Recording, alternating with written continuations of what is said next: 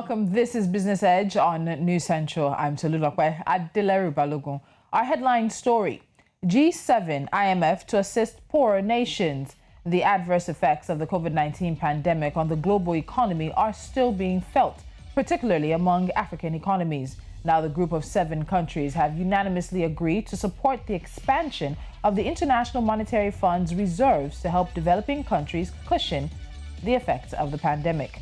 Zambia, particularly in November 2020, was the first African country to default against the backdrop of the pandemic after opting out of a $42.5 million Eurobond repayment. Zambia's external debt payments have increased significantly since 2014, from 4% of government revenue to an estimated 33% in early 2021. The issues around this are our focus today. Welcome. This is Business Edge.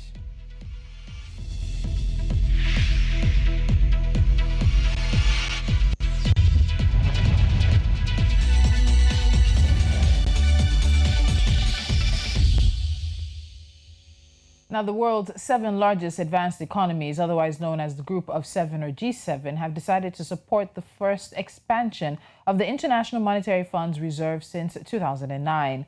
According to the UK, this step is meant to assist developing countries to cope with the coronavirus pandemic. The UK, which chairs the G7 this year, said the group's finance ministers have agreed to support a new and sizable increase in the volume of special drawing rights, SDRs, which are an internal currency used by the IMF. Last year, the IMF said it wanted the allocation of SDRs to rise to the equivalent of about $500 billion from the $293 billion agreed at the time of the last expansion in 2009, which came just after the global financial crisis. And the expansion of SDRs will also need to be agreed upon with countries outside the G7, including China, before the IMF spring meeting in April. Credit rating agency Fitch said an increase in SDRs to $500 billion would be equivalent to 0.5% of global annual economic output and represent 3.5% of global financial reserves. Fitch also added that it would help countries to deal with immediate external financing pressures, but is insufficient to alleviate broader debt service challenges. The UK's finance ministry said that extra SDRs would help poorer countries pay for crucial needs such as vaccines and food imports and improve the buffers of emerging markets and low-income countries. We also have heard that anti-poverty groups have welcomed the move but said more needed to be done for richer nations to share their unused SDRs with poorer countries. Now I have joining me the head of our business desk here at News Central, Nasir Afolabi Agbalaya. Nasir, welcome to Business Edge again. Great to be here. All right, so just a quick background. We know that the IMF is working to use these special drawing rights. What exactly is an SDR? How does it work? Well, basically it's just money which the G7 has in their reserves. Let's just say unused money or part of the money they have kept for the rainy day. With the IMF? With the IMF, yes. Now, this money, of course, is at their disposal, so they use it for emergencies, mostly to relieve poorer nations, or even if they have some exigencies which is outside their budget. So this is a reserve which they use to, say, augment internally and externally. Okay, so a reserve used by the IMF. But we're also hearing, of course, we have other countries that need to agree to this plan for an expansion before the April meeting. So other than China, who else needs to be on board with this? Well, the principal here is Russia, and also Saudi Arabia and some other Gulf cooperation countries also, because they hold a large chunk of reserves of their own. Not just the oil and gas is something which they have domain over.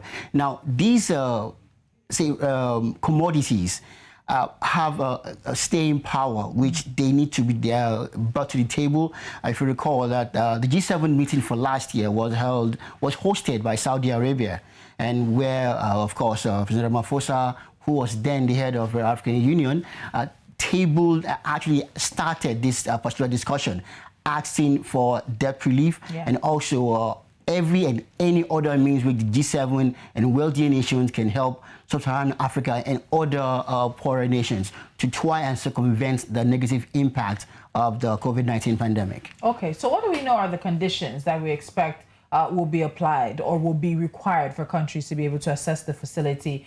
We've had situations where countries have said these conditions are a bit too harsh, but what conditions do we know are in play for access to the SDRs via the IMF? Well, right now, the explicit terms, T&Cs, as we all know, have not been made public. But the main criteria is always frugality on part of the recipients. Over time, IMF has ensured, and the World Bank also, have always ensured that whatever money they dish out, they follow up and monitor how it is being spent. And also, they try and cut any excesses of this nation that get these facilities. Now, a good number of facilities had been, in the past, were used for what it wasn't meant for. Yeah. So this brought out this stringent oversight. Well, I believe this new facility will follow suit also. Okay, so do we, let me get your thoughts on the complaints countries have had. So the issue has been those who are giving the money are saying the money we're giving to you is either being siphoned off, it's ending back up in some instances in their own shores and bank accounts, it's being misappropriated, it's not being used for what we want it to be used for, so we're going to make it harder for you. We want you to do a bit more, jump through a few more hoops before you get the money. And those who need the money are saying some of these conditions are a bit too strict. What do you think of that juxtaposition in terms of how we can have a fair conversation around this? Because again, they say beggars can't be choosers. True, but in this case, these particular beggars, quote unquote, are not just individuals, not corporations, but sovereign entities. So, well, pride of place come in, but not really on the table.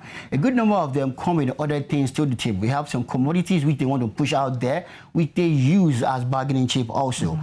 For instance, we know that Zambia and the IMF are having discussion over time.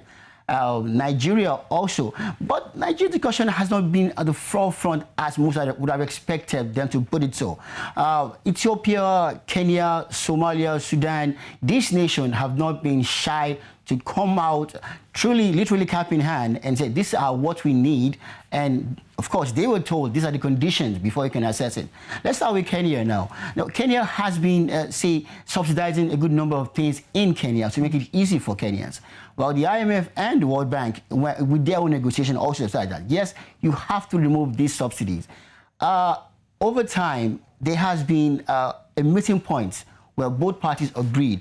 Now, we cannot remove everything because governance is about the people, what the people can get. But we'll meet you halfway. We reduce what we are doing currently, but everything cannot go. IMF agreed, and it's possible that they'll get a new tranche, not part of the SDR. Who knows? They may even renegotiate to even get in this new facility. It's still all about what you can give, what you are willing to compromise when you are on that table.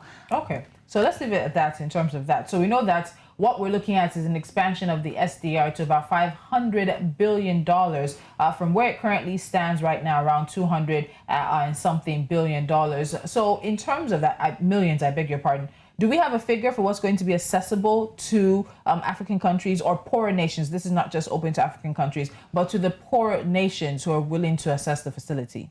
Well, no explicit figure has been determined yet that will go to country A, country B, or country C.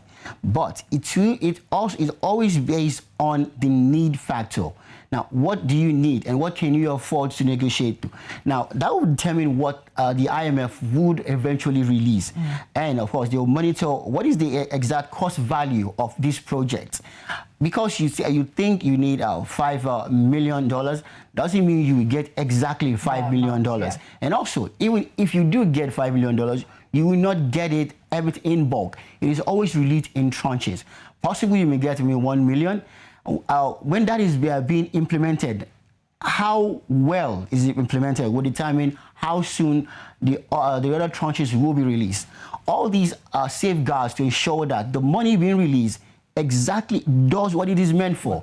Not that it ends up in some individuals or cartels or bank accounts. All right, so just for emphasis again, the other time that the IMF expanded its SDR was back in 2009 after the global financial crisis. And many would say that, yes, the pandemic is deserving of being called another global financial crisis. So we're looking at an expansion of the IMF's special drawing rights from $293 billion to $500 billion.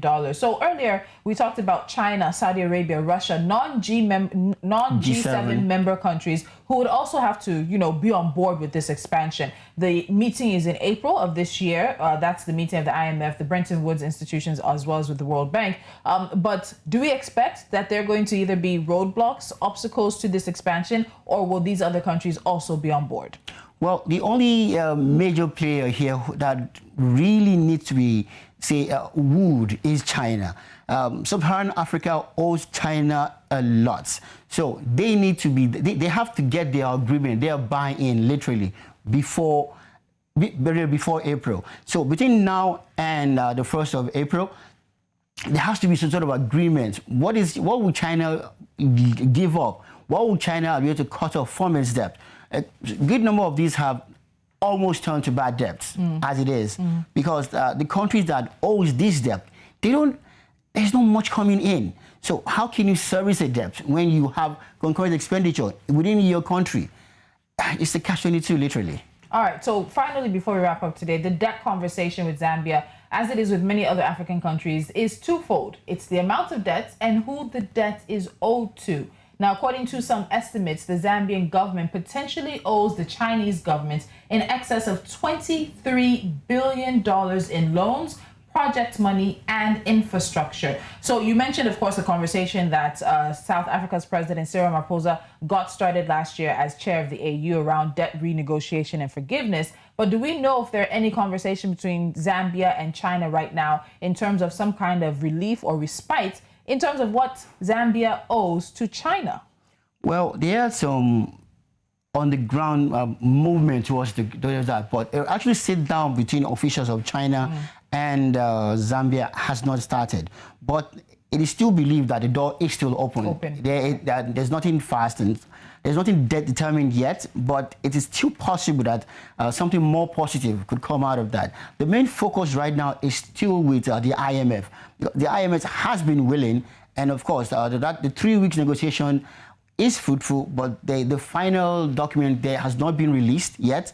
So we don't know exactly where it stands, but every indication shows that it has been fruitful, and it is possible that Zambia will get some relief from the IMF. All right, so we'll leave the conversation at that. Nasir Afolabi-Agbelaya, business editor for News Central, thank you so much for joining me. Great to be here. All right, we're going to wrap things up with NC4 to watch, and we start in anywhere else but Zambia. Now, the country's High Commissioner to Ghana, Richard Mzanwa, has called for extensive trade among African countries to help create a single market. He said the move would strengthen the economic unification of the continent to help achieve the objective of the Africa Continental Free Trade Area. The head of Libya's Presidential Council, Mohamed Menfi, and Italy's Foreign Minister, Luigi Di Maio, have met to discuss bilateral relations. Among the topics discussed was the revival of a friendship treaty between Libya and Italy. The treaty was signed during the time of Muammar al-Gaddafi. They also touched on a project under the treaty to construct a motorway spanning the country's northern coast with the Mediterranean Sea. Nigeria's Senate Committee on Public Accounts has queried the nation's Ministry of Finance for failing to account for 2.8 billion naira service-wide vote it collected in 2018 from the Federation account as ESTA codes and other allowances for representing Nigeria in internationally organized annual board meetings, conferences, and workshops. The permanent secretary of the Ministry of Finance, Aliyu Ahmed, told the committee that he could not respond to the query at the moment, pleading with the committee to give him more time another time to appear before it. And finally, Kenya Power's customers who have not paid outstanding electrical bills risk a power blackout. The utility firm explained further that postpaid customers who have not paid outstanding bills by the date the bill is due will have their supply of electricity disconnected immediately. And that's it on this edition of Business Edge. Don't forget to follow us on social media. We are at News Central TV. We have a website for you to, of course, go and check out. And also download our mobile app and take us with you anywhere you go, online, offline, and on the ground. I'll see you tomorrow.